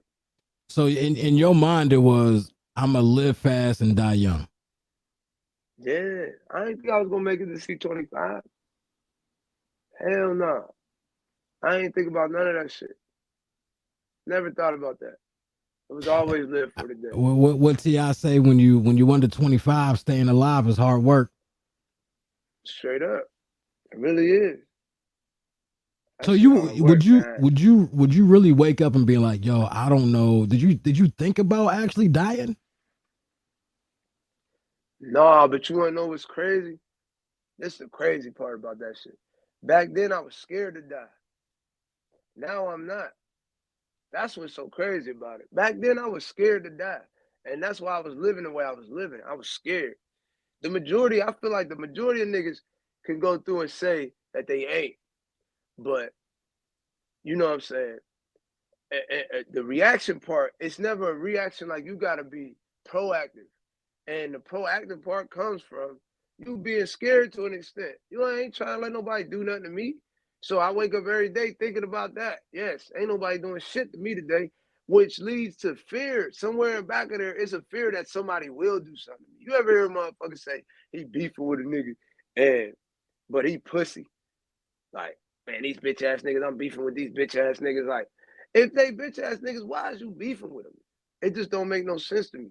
So we wasn't feuding with no pussy niggas. We really wasn't. I know that for sure, for sure. So the dude you was I into it respect with, their head. they was really with the shits. Yeah, I'm saying both sides was with the shit though. Right, right. Both sides was with the shit. So if you ask me, would I wake up every day thinking about getting killed? Nah, I ain't used to think about getting killed. I used to think about me killing something. But that came from fear in the back of all Right. that. For real, for real. And I just want to give some clarity for the people listening to this who don't know. You know, when we're talking about the whole beef thing, two projects in Aliquippa, literally maybe a minute and a half away from each other driving. Right. Griffin Heights, Limar. There was a beef with them between the two projects for an extended period of time. You know, back in late '90s, early 2000s. I think it's pretty much dead now. I don't know. I mean, I'm old now, so I don't really be knowing what's going on out here all like that. But as far as like that shit dead, bro. right. That I shit mean, over. from what I hear now, that you know, My sister said the greatest. Man, motherfuckers moved on. Motherfuckers got kids trying to get money, stay free. Ain't nobody think about that shit. I ain't think about that shit. I feel that. I mean, that's the best way to go about it. But I just want to back up a little bit. So when do you remember the very first song that you wrote? Yeah, it was Caught Up. Yep. That was the first song that you wrote. Yeah, that I ever really like wrote the whole thing. I wrote some other shit before, but I can't remember that shit. It wasn't never a real song though. That was like the first song I ever made, for real. Yeah, Okay. I was living in Virginia when I made that shit. So the only two, I guess what we call them mixtapes. Yeah. All I know is Caught Up and the Rico Act. Was there that was it? Yeah, that's it. Okay. Now, like I said, man, here we are damn near 20 years later. and people still be wanting to get that. People be like, yo, I need that red and that black CD, instead of calling, saying the Rico Act. They're like, I need Right. that red and that black, you know what I mean? And I'm like, damn, here we are 20 years later. And then sometimes even riding around, you'll still hear your shit playing from time to time. You know what I mean? So Yeah. like I know you said, when we played Go Stupid for the intro, you ain't heard it in a while, but when before you had went in and you would be hearing your music play, like how did that make you feel? Um, I don't know. It didn't make me feel like nothing. Really? I didn't like it was nothing. I didn't actually cherish none of that shit. I didn't really like at that point in my life, like it was just too much shit going on. That shit was like secondary. There was too much shit going on in my life. I was going through a lot of shit. So I was making music, we was doing shows, we was doing everything. There was a lot of turmoil under that shit. And that's the reason why I don't even listen to that shit no more.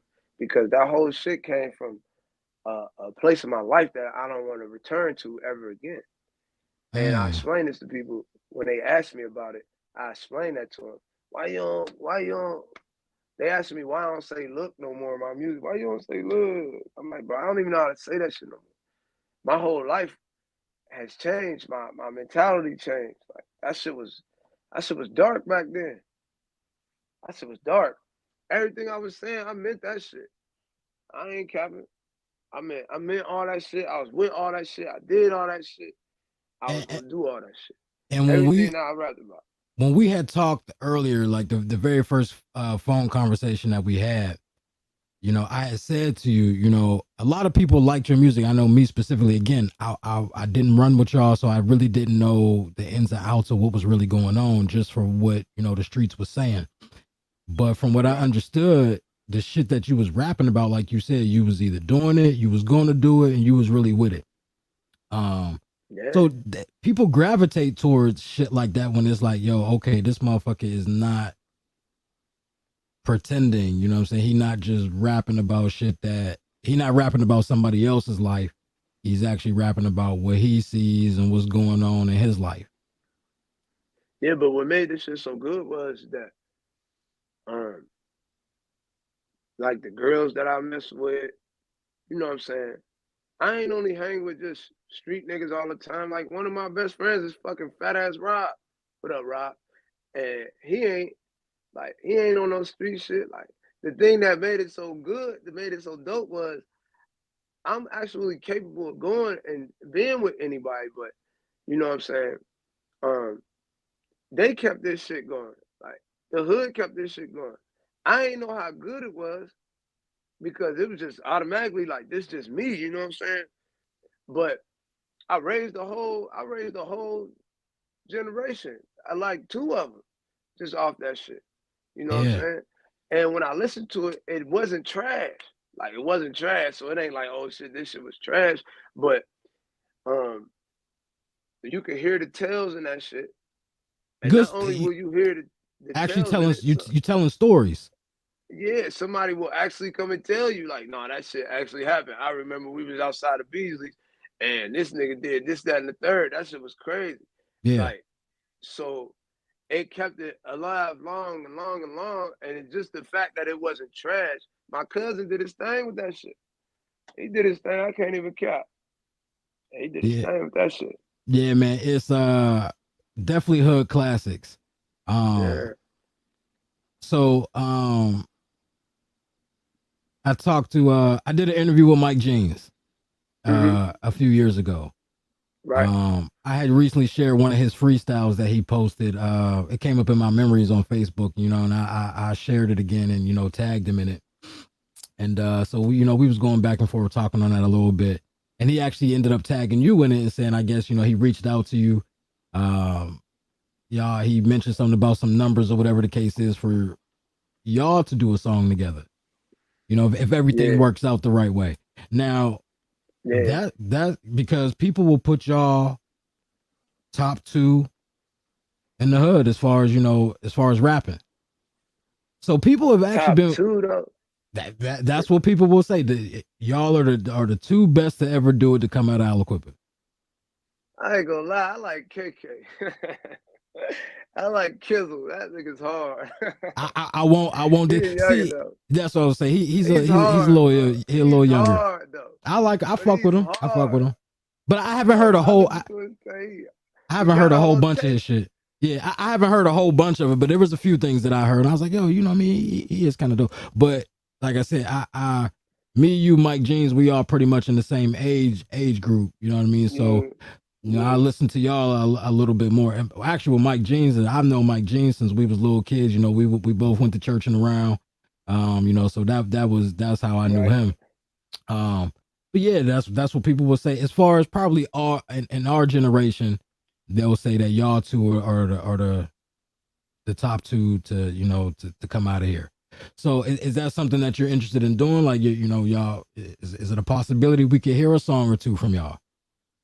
Shout out to Mike Jeans, by the way. Shout out to Mike Jizzle. I ain't capping. I ain't, you know what I mean? My sister told me to. He's hard. My sister love him. Not gonna lie. But, um, he said he wanted to do something. I didn't. This is my thing. And this is how I operate. If I came to you and said to you, I want to get on your show, how much you want?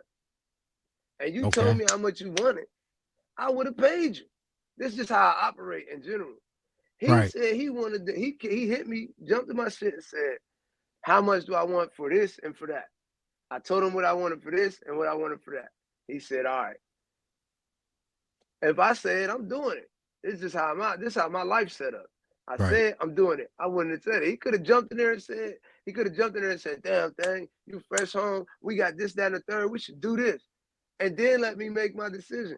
But no, he didn't do that. He got in there and said, how much you want for this? How much you want for that? From the top. Right. You got to stand on it. No doubt. And that's one thing I do appreciate you because I've asked some people to be on the show and they be like, yeah, and it kind of don't work out. You know what I mean? They may have flaked on me or some shit like that. But from the very beginning, you was like, yo, when we do this, I'm locked in. We definitely gonna make it happen. You know what I mean? So I mean, here we are. You know what I mean? You kept your word with it. You was on time. You know what I mean? You know how hard it is to keep motherfuckers on time for this shit. I mean, for the most part, everybody for the most part, everybody's pretty good with being on time. But sometimes we start a half hour, 45 minutes late, and all of that type of shit. Sometimes it might be me, but it is what it is. But another thing. Oh, go ahead. And I was gonna say, it be you sometimes. Sometimes, man, you know what I mean. I send motherfuckers a text message like, "Yo, I'm running a little bit behind." You know how well, you got kids and all of that type of shit. Sometimes things happen, but for the most part, you know what I mean. I'm on time and I'm ready to go. But another question that people wanted to know was, how close were you to being signed by a major label? There's so many myths about this shit. Yeah, because I heard E40, I heard something about Deluxe, Jadakiss, some shit like that. No. So my cousin Hawk fucked with Trill Entertainment. That was one little wave. We never got in there though, but that was one little wave. They was fucking with G Unit. The nigga was supposed to come see me, DJ Who Kid. That shit never panned out. That's it really. All the rest of that shit just myths. For real. Okay. I don't even think we had the right paperwork. For real. Now was that something that you wanted to do? Did you want to be signed, or was it just like, yo, if it happened, cool. If not, all right, cool. No, I wouldn't think about that shit. Bro, I was signed to the streets before Dirk ever even said that shit. I wouldn't think about that shit. So where was Brick Fair out of?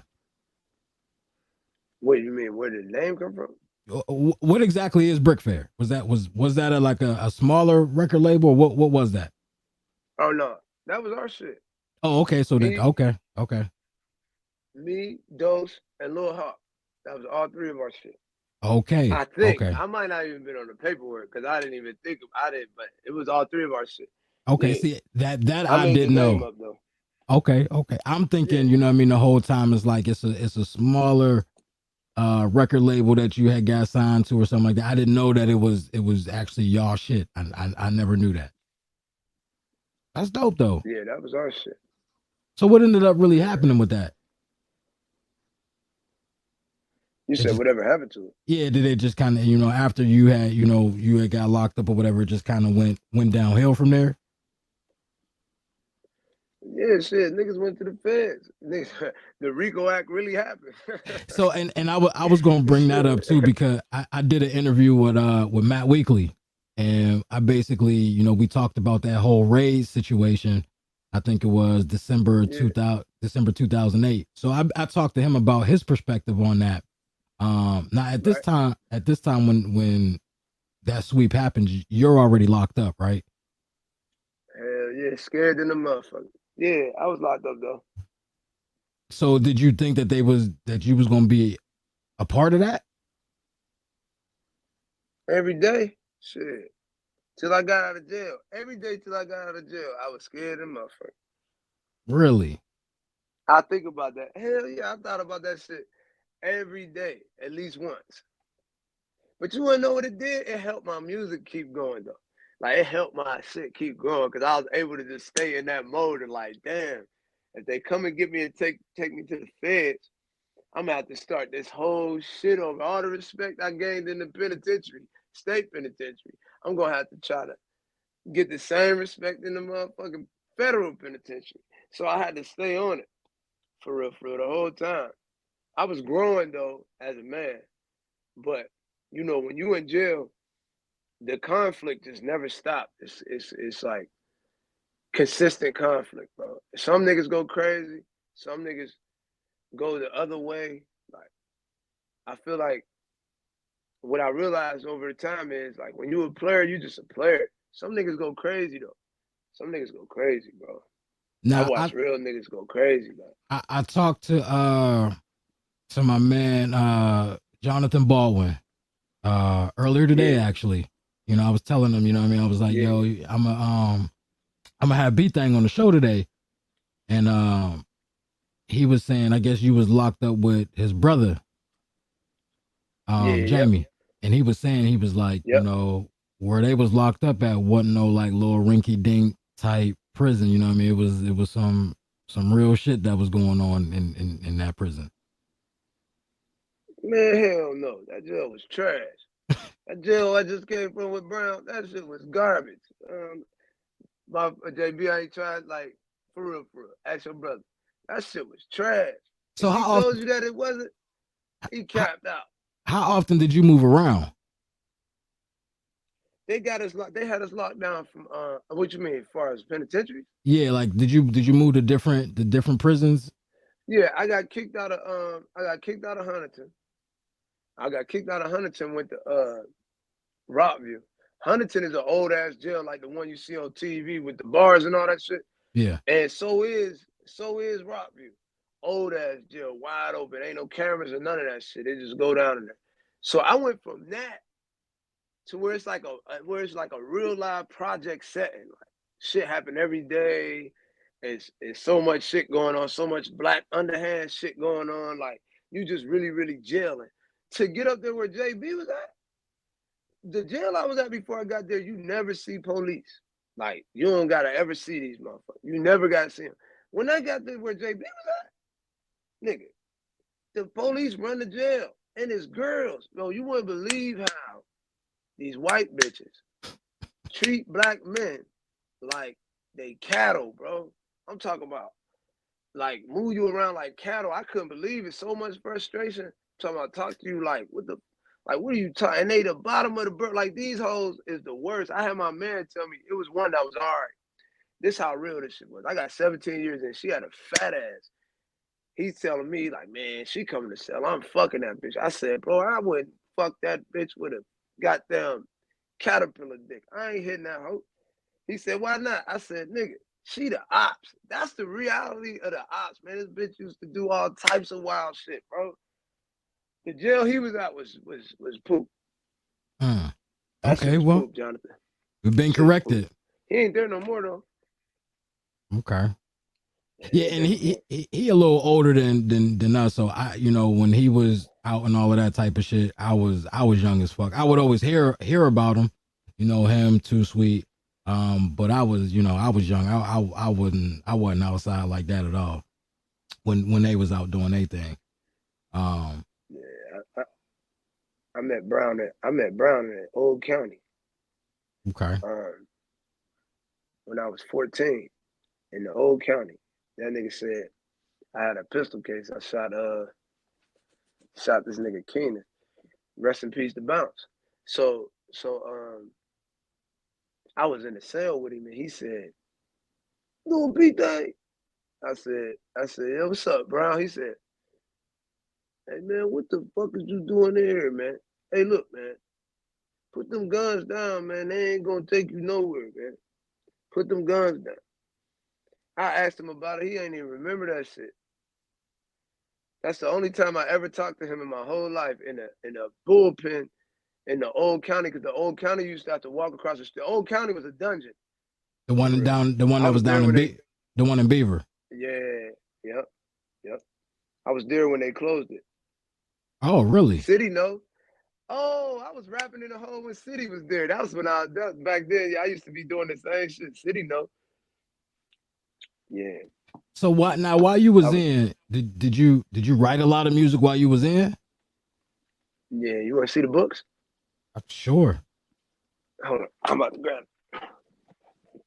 These is hard. I like them. I'm proud of them. I ain't gonna cap.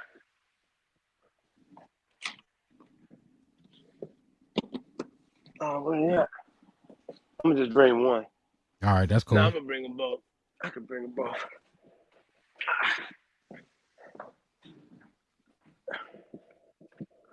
Show you this shit. I could talk about music all day too, just so you know this. Look at this shit. It say, "Don't be scared to rock along. The sun do it every day and still shine." But that's a fact. I wrote down all my little sayings and shit at the beginning of it. It got all the sayings, and then I put my plans on this page. All my plans on this page, and then after that, it start on my music. This the first song I wrote in this book. It's called Rap Trap Rob, and it got this all the bars and shit. My shit neat as hell. Then it got the day that it was made right here. You see it? Yeah, hell yeah. Right there. Yeah. It got the date it was made, and it just keep going like that all the way through. This shit hard. I ain't gonna cap. But then I got the playlist at the end of it. All the songs I wrote in this motherfucker right here. These are the songs that I wrote in there. These are the songs. That's a lot of fucking music. Yeah, but I got a whole nother one too. Look at this one. This one too, back to back. This is my other book. And then it's on this side too. Yeah. I wrote a whole bunch of shit. I threw away 5 books though. I had to keep evolving with my music. Keep evolving. I could sell some music for real. I wrote a lot of shit I want to sell. But right now, with this music shit, like I'm just trying to figure out my sound. And I know a lot of people under that probably be thinking like, why is this nigga still doing this shit? First of all, this shit for me is therapy for real, for real. I feel that. Also, I love this shit, bro. Because there's some people who will say, Lamb, you're 40 or you're pushing 40, give it up. But there's people out there that I talk to that said they don't feel like it's too late for you. You could probably still, especially nowadays, when you had first started, it really wasn't a popular thing for people to go independent or, just kind of do their own thing. But with this social media shit, you know what I mean? Fuck, you make a song, that shit get on TikTok and boom, there you go. You blowing the fuck up. You know what I mean?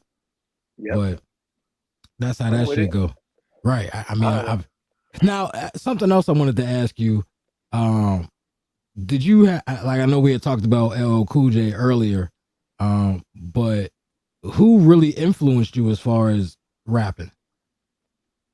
Well, it's like I don't really got set like situation. I just like keep moving and shit. Like I just keep moving on. Like I listen to good, like just good music. Like I listen to shit that people don't think is good and it be good to me just from shit like how a person mixed it and shit like that. You know what I'm saying? But Yeah. when I tell you, it was like crisscross. I like the crisscross, but um I really started making music for real, like actually getting in the zone fucking with Diz and Tink. I don't know if you know them two, Yeah, yeah, I but they know. from the hood. Yeah. Yeah, they from the hood. I really started making music like fucking with them. And I ain't reached out to them since I've been home. They reached out to me, but I be having so much shit to do and I don't be one. I like my shit pulling all ways. Like my brother told me when you hit me, I called my brother and said, woo, woo. He explained to me exactly who you was. No, I said, oh shit, yeah. I said, what you think I should do? He said, yeah, you should do it. I said, all right, I'm gonna lock it in there. And but he got so many people saying shit, asking him to do this, do this, do this, and what's my number and all this shit and all that, that he be forgetting shit too. I fell out with somebody already about me not calling him back. And I love this nigga. I'll never talk to him again about me Damn. not calling him back. And I tried to explain to him, bro, I got too much shit going on. But I only been home like 45 days. Right. I've been home 45 days. I tell you everything. I can tell you everything. I got a job. First of all, I got a job. So for all you niggas that's saying that you can't get a job, it's hard to get a job and all that shit, it's not hard to get a job. You want a job, you gonna get a job. All I had to do is realize my rent needed to get paid. I got to get a job. I put all my forces into getting a job and got a job immediately. I got a job. I got a bank account. I got a secure credit card. Um, um, oh, I got my LLC started with this ECM shit. I'm on ASCAP. I got all of my fines set up to be paid, and I got my food stamps. I got my rent paid for 3 months in advance right now.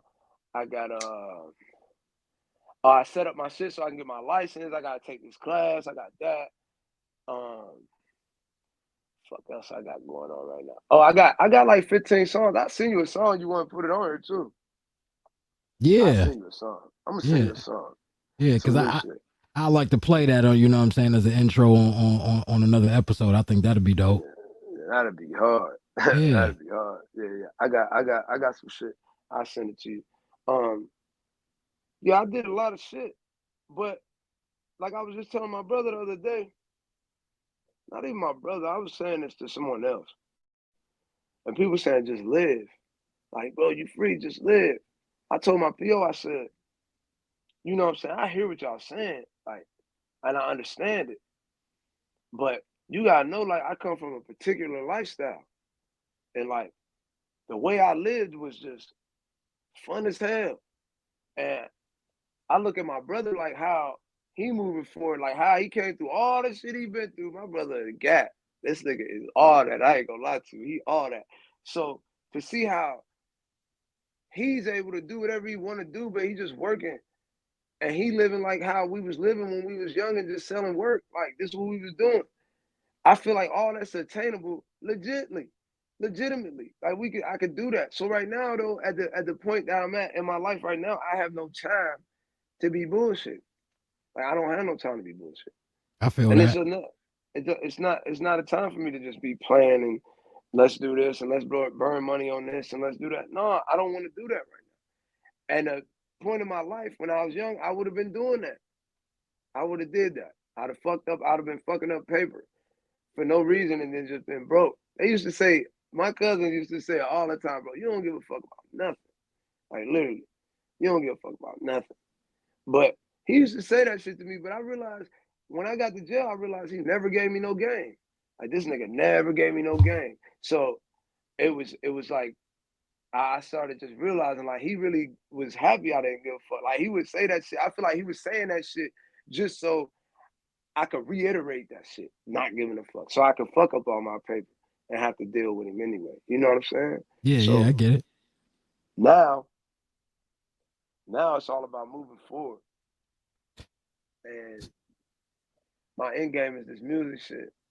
You know what I'm saying? For everybody who don't believe me, see me. You know what I'm saying? At some point, it's gonna be like, damn, he one of ours. y'all don't want to embrace me. Y'all niggas will embrace. You know what I'm saying? Y'all, they'll. Some people will embrace a motherfucker like, um, let's just say 42 Doug or not even 42 Gunna. Y'all embracing these niggas. Y'all love these niggas music. Rob for now. All these y'all got somebody that can represent right here. Like they don't share my shit. Y'all don't want to do none of this shit. Everything I be talking about, you know for sure is real. It's hot bitch right here. You know for sure it's real. Why wouldn't you deal with it? Like it don't make no sense. Why wouldn't you represent? I'm like a football team right now, nigga. I'm the Quips. Like, what's up? What the fuck? Like, I'm the Quips. This makes no sense at all. You not the fuck with me. But at the same time, and this is what I told my man that called me from jail. I told him, I said, man, if you ain't got no haters, you ain't popping for real, for real. So that's just that. For real, for real. I ain't mad at it. But eventually it's gonna be like, damn, he one of ours.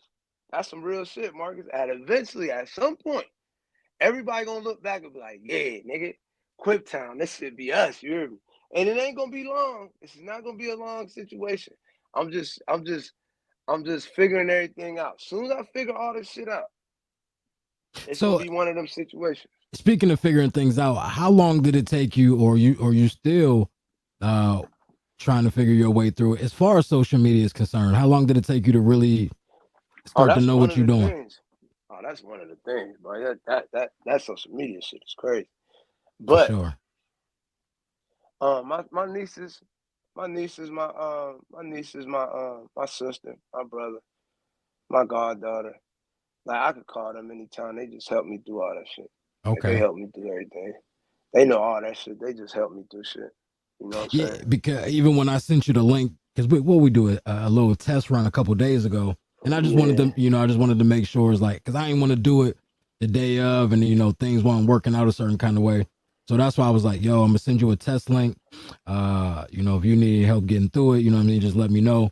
So, we made that shit happen. You called me, we screen recorded the shit, all right, boom, do this, do that, you know what I mean? You was kind of figuring things out on your own even still, you know what I mean? But Right. um yeah, man. I think I, I think you're a very talented person. Um, Based on the music that I've heard, that you've done, in the past. I could only assume that you sharpened your skills. I've gotten a lot better. So I'm looking forward to see, what you got coming out next. I really am. And I'm like I said, I'm a fan. I've been a fan since Caught Up came out. My man. So what I mean, I'm gonna always be sharing and supporting the shit. I really appreciate you for even doing this show. Like I said, I know you got things going on, you got goals and things that you're trying to do. So I really appreciate you for taking your time out on a Friday to make this happen. I know a lot of people are I had a few people inbox me. I'm really looking forward to what he has to say. What he's been through, how he's doing now, and all of this type of shit. So, I believe people are really gonna be interested when this actually drops. I really do. But like you said, man, I don't think it's gonna be long because I feel like you're a really talented person. I don't think it's gonna be that long that something doesn't come from what it is that you're trying to do. And again, like you said, don't be a lazy nigga, right? Word. Word. Now, No. before Niggas we should get, make shirts out of that shit. For real. you should do it. Put that shit Niggas on the make shirt, shirts out of bro. that shit. Don't be a Yeah. lazy nigga. But before we get out of here, I want to know if you could, are there any artists, whether R&B, rap, whatever the case is, are there any artists who have already made it that you would like to work with? Work with? Yeah. Uh I feel like I mesh well with somebody like I never even thought of this shit. But I think I can mesh well with somebody like I see this was gonna blow y'all cool because I listen to all new shit. I don't listen to older rappers, none of that shit. Like I don't listen to I don't listen to that shit. I listen to Really? like new shit. Because I was Yeah, I gonna listen ask to you, all new shit. Like right now, I'm on 40. I'm on Rob 49. That nigga's hard as hell. Rob 49 like that. because I was gonna I don't ask listen that, to. like, how do you feel about, because it's such a difference, you know what I mean, before, when you was out compared to, or before you went in, and now that you out, music has pretty much it's changed pretty drastically. Yeah, it did. It did, but the nuances is still the same. Like everything is still the same. It's just faster. You know what I'm saying? The money is faster. So people Right. boom faster, which makes it easy if you can actually figure out all of the ins and outs of this shit. That's what I'm in the middle of. It'll make it easier if you can figure the ins and outs. But I like Rob 49. I'm fucking with Boss Man D-Lo. He's hard. That's my man. I like all the girls. Like the girls run this shit right now. I like all the girls. I'm a fan of Um, Glow. I like Glow. like that. I like Lotto. I just got down with Stunner Girl. She like that. Um, but my favorite rapper right now, Rilo Rodriguez, for real, for real. Oh, okay. Okay. That's my man. I fuck with him. Yeah, that's my man. But That's I don't know who I interesting. would do a song with. And Yeah, yeah, yeah. anybody R&B that you'd be like, I could see myself doing something, Well, you with know Chris Brown, but I like Kaylani too, though. okay. That's my girl. That's my girl, Kaylani. My girl. I do some of her, SZA. I'm a fan. Yeah, yeah. I like Taylor too, though, bro. I've been stuck fucking with Taylor Swift. I ain't gonna cap. Taylor Swift and the I like. Swifties. That's my girl. Hey, that's actually very interesting to hear. I would have never Bro, thought. that's my girl, bro. I had a teacher though, and I was the motherfucking teacher's aide for business education right before I came home. I was working there for like 2 years, but my teacher there, that's all she listened to, like all her drops. She knew everything, all her music. And at first, I'm like, damn, her music not even like that for real. If you really, really listen to it, like it ain't that complex or nothing like that. But it's the vibe of it. Like her whole shit is just a vibe for real. And I like that shit. I I like that feel shit. that. I do. But before we get out of here, man, is there anything that you would like to let the people know? What you got going on, what you got coming? Just where they can find you on social media. You can, whatever it is. Before we get out of here, I'm gonna I let you. said, I'm gonna let you have the I last said, words. I said, I'm just glad to be alive. I could have died. Niggas had to drop, recognize the face, but I ain't seen it since. Outside in the trench, but it ain't raining. This the hottest stick.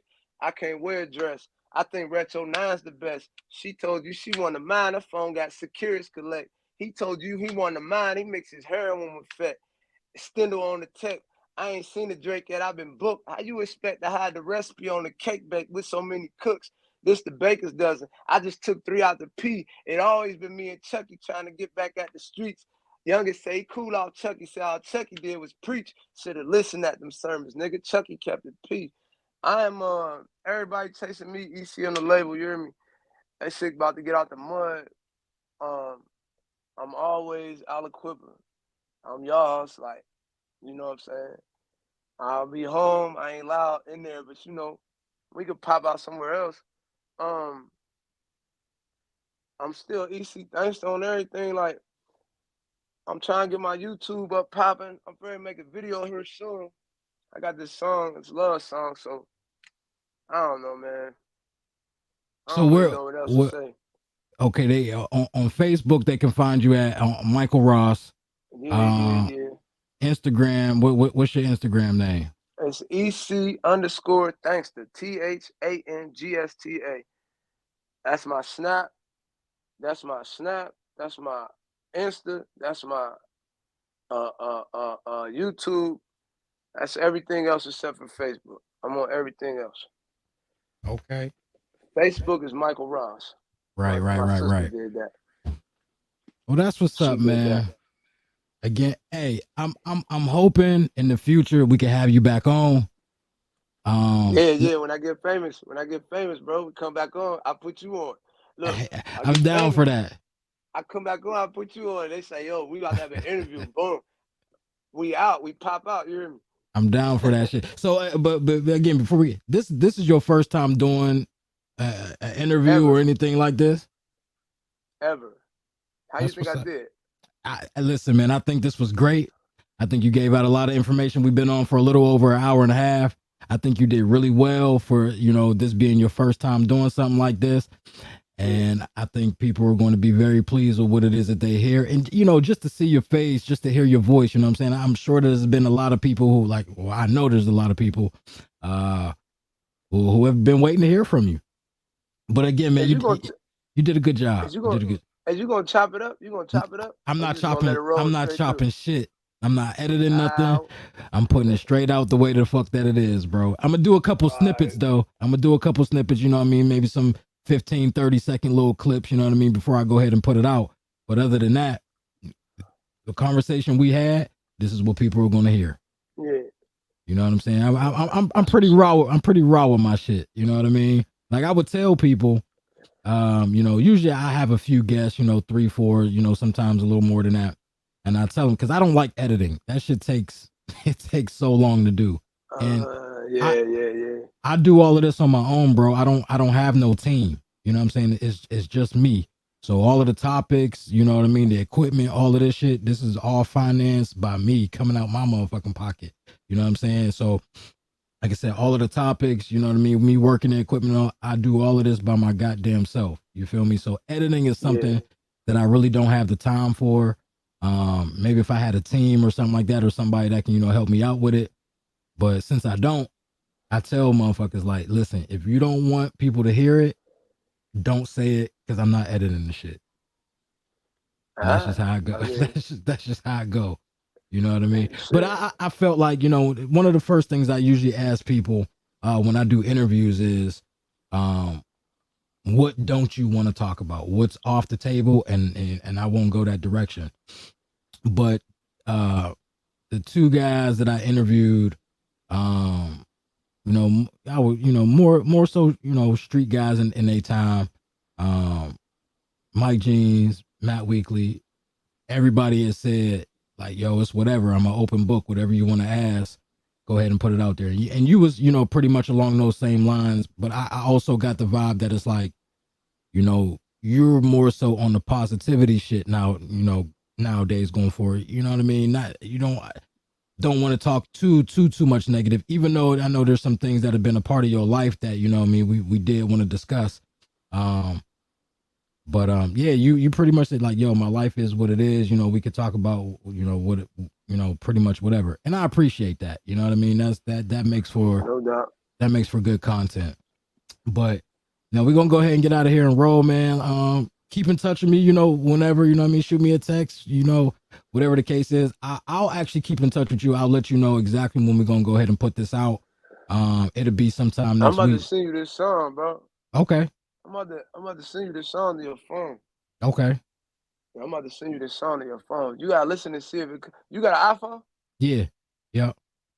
Oh yeah, it's gonna come through right there. I gotta pick which one I'm gonna send to you though. Yeah, no doubt. I gotta pick which one. Yeah, for sure. I'm gonna send you some shit. So right now for the outro, I'm gonna play, some of your old shit, and we had talked about it. We had talked about it a little earlier. But I'm gonna have the intro of I'm gonna play Love Sick. That's what I'm gonna play. That's what I'm gonna play on the way out. You know what I'm saying? Okay.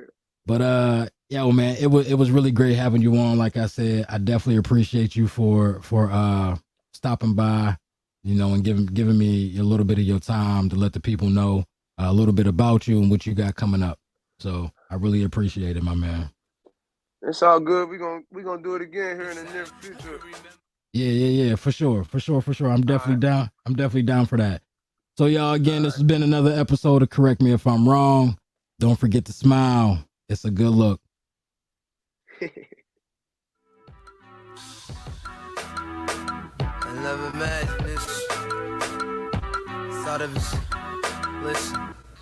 Listen, tell me how can I let you go when you the only one that ever loved, only one that ever hugged. and got butterflies. You showed a thug how to really put his gun aside. I can remember you and me shifting states, every city spinning cake. And you always made a trip no matter how long it'd take. You ride up on with something like Bonnie and Clyde. They mention you, they mention me like I'm inside. But now I ride alone. I know you hear the hurt in my tone. And every night I got a brand new skirt in my own. I know it's wrong, but you killing me soft. Listen, baby, I don't love them, they just getting me off. Ain't nothing changed, I'm still thinking about them days in the kitchen. You spread eagle legs to the ceiling lately. I've been feeling cupped and something to sip. Thinking how the young pimp let it come to this. I'm lovesick, I never imagined how it felt. I tied my heart up and put it back up on the shelf. I never thought I'd run into a broad that could cloud my mind until I met this young dime that was down the ride. I'm lovesick, I never imagined how it felt. I tied my heart up and put it back up on the shelf. I never thought I'd run into a broad that could cloud my mind until I met this young dime that was down the ride. I'm lovesick, now I'm switching lanes. Spitting game to the dames, don't love me cause I'm thing, they just love me for the change. I remember her telling me this, I love you. It's the same with the fame of the felony script, we gon' play it out. Baby boy, I know of the rainbow after a real rainy day about. And ups and downs don't last that long. So one day we gon' bounce like basketballs, I had to give it to her. That quote there had me wanting my little man and princess to live it through her. My heart changing, making room for her. I'm trying to rearrange my life to be a groom to her. But it's so hard cause deep inside I'm a dog. A pimp in my mind, so I kept a couple broads. And when she found out, I found out she wasn't having that shit. I let her go, but since she left, man, I'm lovesick. I never imagined how it felt. I tied my heart up and put it back up on the shelf. I never thought I'd run into a broad that could cloud my mind until I met this young dime that was down the ride. I'm lovesick. I never imagined how it felt. I tied my heart up and put it back up on the shelf.